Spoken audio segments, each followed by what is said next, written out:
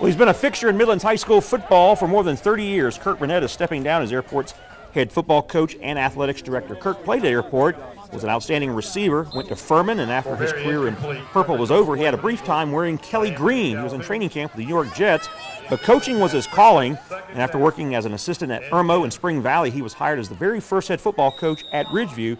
Led the Blazers to the 1998 4A state finals before returning to his alma mater, where he has been for the last 18 seasons. Every coach has a shelf life. Kirk certainly maximized his time serving as the head baseball coach at Spring Valley and Ridgeview on top of all the football duties. And again, he's held double duty at Airport as the head football coach and the AD. But he says after a few years of thinking about making this move, getting some consultation from some of the highly respected officials in the business, well, he says it's time to put down the headsets for the foreseeable future. I can't tell you how lucky I've been to play for Les Evans here, and my first job was under Strother Slide and Joe Tuberville, who are Hall of Fame coaches. Dick Sheridan coached me at Furman, who's in the College Football Hall of Fame. Jimmy Satterfield, so the name goes on and on. I've been very fortunate to be around great people who've told me how to do things the right way. Let's go trio, but I want you as a wide receiver. I really enjoyed being here.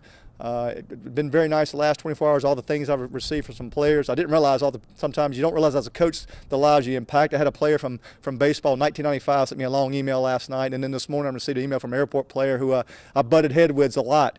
We had a hard time with each other, and he told me what a great person I was to him and how he's made him a better father. And so those things really, I didn't expect it to happen. In the last 24 hours, just all the great messages from players and former coaches that I've been with.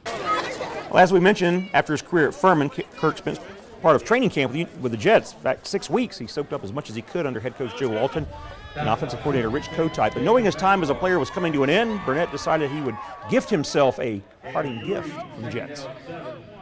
Yeah, I actually halfway stole the playbook. Rich Kotite was the offensive coordinator, so I went to Kiko's one night when I could kind of see the writing on the wall. And I think I actually stayed an extra week, and there was a manager who walked around. He looked at me and he goes, "I thought you were gone. They kept you for another week," and that was a good story.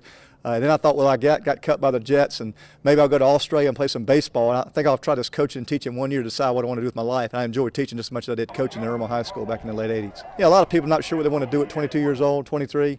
I was going to try this for 1 year, and then, like I said, I thought about going across season playing baseball or even football again. And I really enjoyed the classroom back then and really enjoyed coaching. But there again, I had great Hall of Fame people under Coach Joe Tuberville and Strother Slide in baseball.